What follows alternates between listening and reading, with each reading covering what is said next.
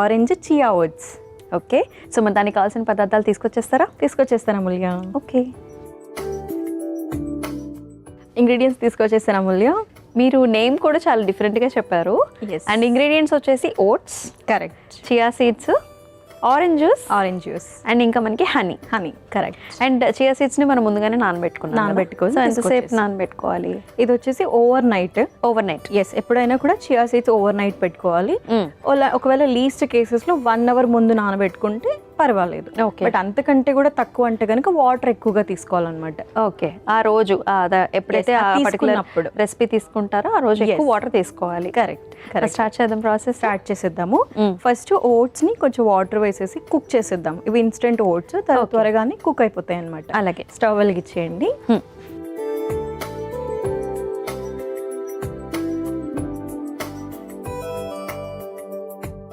Okay, కొంచెం water వేసుకొని water boil చేద్దాము.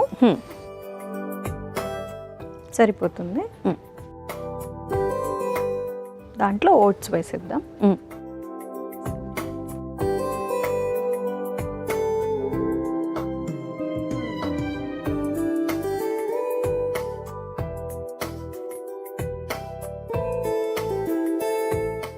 సో మీరు ఇందాక చెప్పినట్టు ఫస్ట్ కొలెస్ట్రాల్ అనేది తగ్గించుకోవాలి అని చెప్పేశారు.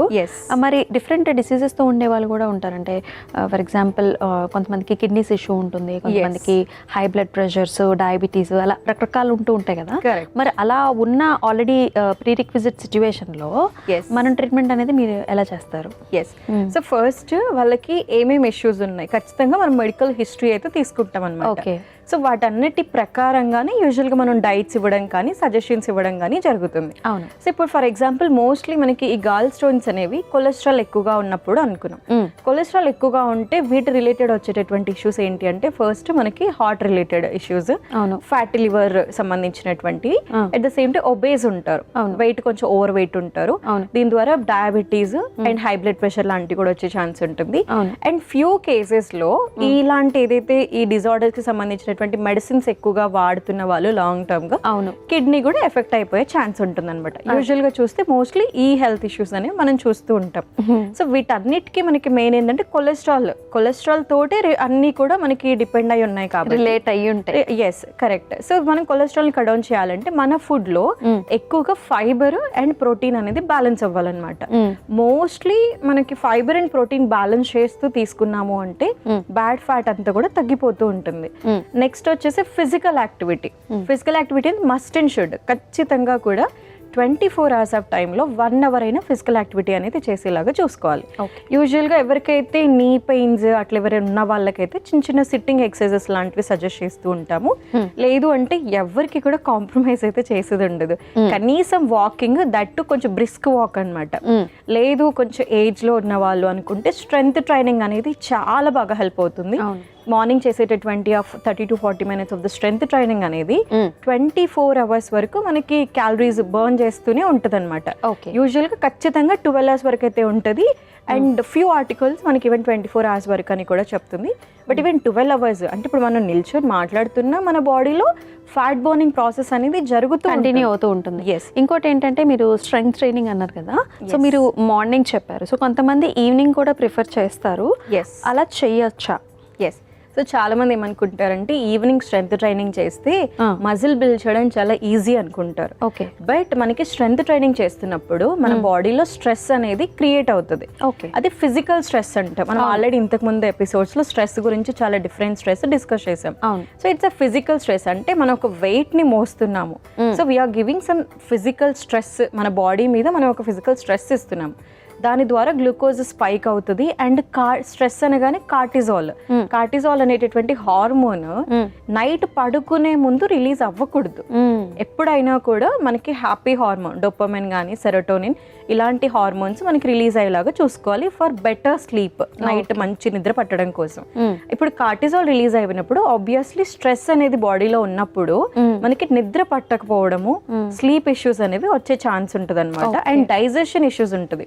సో వీళ్ళు స్ట్రెంత్ ట్రైనింగ్ ఈవినింగ్ చేసేసి వచ్చి కొంచెం హెవీగా ప్రోటీన్ తీసుకున్నారు అనుకోండి, అది ఎలా డైజెస్ట్ అవుతుంది? అవ్వదు. So mostly morning strength trainings, evening cardio చేసుకోవాలి, స్పెషల్లీ కొంచెం వాకింగ్.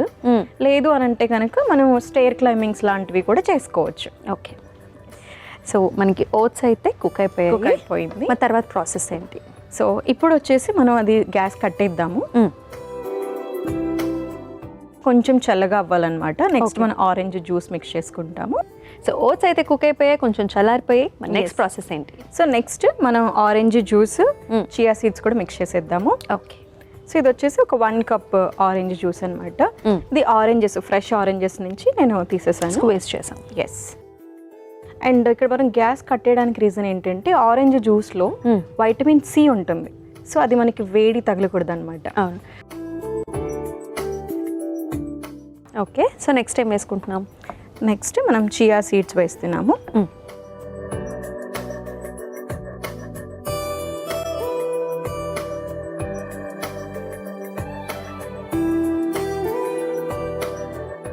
తర్వాత ఏం వేసుకోవాలి? ఇప్పుడు మనం సర్వ్ చేసేసుకొని పైన కొంచెం హనీ డ్రిజిల్ చేసేసుకుందాము. ఓకే, సో ఇక్కడితో ఈ ప్రాసెస్ అయితే అయిపోయింది. ఎస్, అయిపోయినట్టే. ఓకే,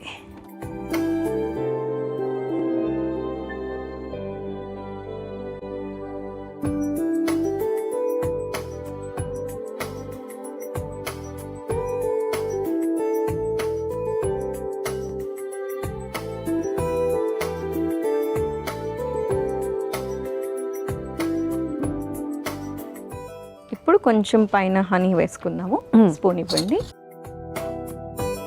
హనీ కూడా ఎప్పుడైనా మనం వేడి వాటిలో వేయకూడదు అనమాట. సో ఎప్పుడైనా కొంచెం చల్లగా అయిపోయిన వాటిలో మీదనే వేసుకోవాలి.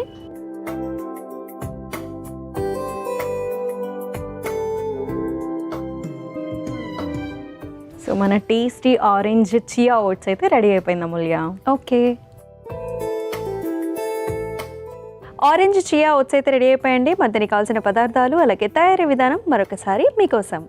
ఆరెంజ్ చియా ఓట్స్కి కావాల్సిన పదార్థాలు: ఓట్స్, ఆరెంజ్ జ్యూస్, నానబెట్టిన చియా సీడ్స్, తేనె.